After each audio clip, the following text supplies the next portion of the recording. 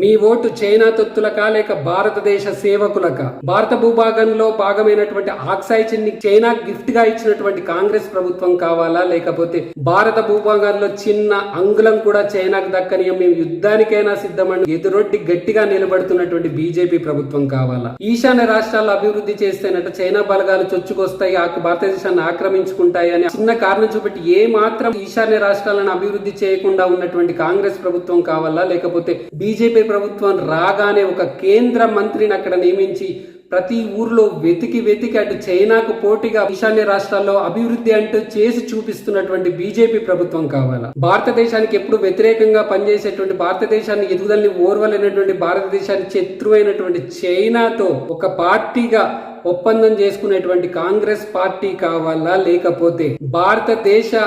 అభివృద్ధికి, భారతదేశ స్వలాభం గురించి మాత్రమే ఇతర దేశాలతో